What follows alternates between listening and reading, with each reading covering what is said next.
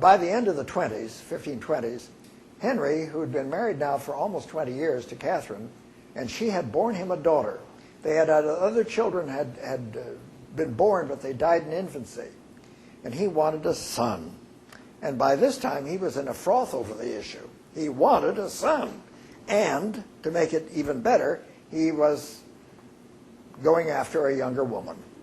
He was involved with one of the Boleyn daughters. The Boleyn family were prominent at court, in court business administration. There was Mary and Anne, or Nan, as she was called then. And he'd been noodling Mary, and Anne had been abroad getting a French education in her early life, teens. When she came back as a woman, she caught his eye. And he was absolutely obsessed with Nan Boleyn. She was very tiny, bird-like in physique. She had beautiful long black hair. She wasn't conventionally pretty, but she was magnetic. She absolutely captured his, well, you know what, his testosterone elements. And he was, and she said, no, I'm not going to sleep with you unless you make me queen. And she kept this thing going for 7 years. Can you imagine? No, no, no, make me queen. No, no, no, put it all away. No, So he was in an absolute state of fit to be tied, as you say. And so he wanted out of this marriage with Catherine. And he told Wolsey to get him out of it. He wanted the marriage annulled. Well, Wolsey was aghast. This was terrible. They needed the Spanish alliance. This would ruin everything. Tried to argue the king out. Nope, nothing would do. You have to go to Rome and get the Pope to annul the marriage. Well, Wolsey went to Rome. They sent Cardinal Campeggio with Wolsey back to London to hear the case of Henry's annulment. And it was heard in public. And Campeggio said, well, she's been a dutiful wife for 20 years. She's borne children. She's done everything a wife should do. I'm not going to offer any annulment to the Pope. This is ridiculous. There's not going to be any divorce here. And went back to Rome. Well, Henry was absolutely going crazy. Here was Anne in the wings, doing whatever women do to get men excited. Was on the way out, and materially so, under house arrest and the rest of it. These things took months. It didn't happen overnight. Nan Boleyn said, all right, I'll sleep with you. And by the time they married, a few months later, she was pregnant. And the next day, virtually, the Pope excommunicated him, Henry. Well, everything depended now on Anne producing. She had said during the courtship all these years, I'll give you a platoon of sons, you just make me queen, and I'll show you what sons look like. So Henry was waiting now, all right, let's see the son.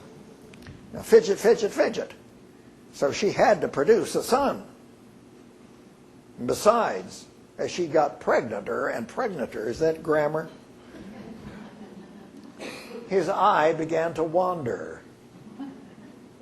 And he fetched up on Jane Seymour, one of the Seymour girls.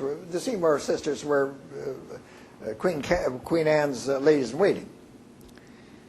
And found Jane Seymour very attractive. And he began to carry her around the garden on his arm. And, of course, his pregnant wife could see out the window what was going on. Of course, the urgency to produce a son got worse.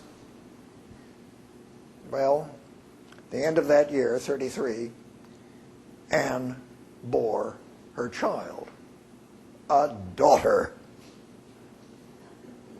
Henry named the child Elizabeth after his mother, but now he wanted out of this marriage. Well, Anne had all she could do to extract Henry from his attention on Jane Seymour and get him back into her bed. And I think a little liquid refreshment must have helped. Finally, she was able to get him to sleep with her again. Took her nearly a year and a half. And he made her pregnant a second time. Everything depended on this second pregnancy. She now had, her family were all hoovering over her, you've got to have a son. All their jobs depended on it. And Henry was glaring at her when he wasn't courting Jane Seymour. So, it was just, the pressure was horrible. And at the end of 1535, she gave birth prematurely to a son, dead. Well, now Henry was raving.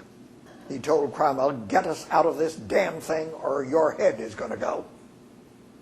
Well, Cromwell couldn't think of any way to get him out. They had had all these business to get her married. Now he wanted out.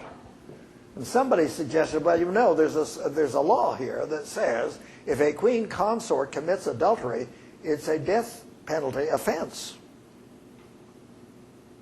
Ha! So they all devoted on that. A phony case against Queen Anne was trumped up, accusing her of adultery and incest. She and her brother were very close. There was no incest, but that was the accusation. She was tried, convicted of adultery and incest, and sent to the Tower for execution. Jane Seymour said, "I'll sleep with you now."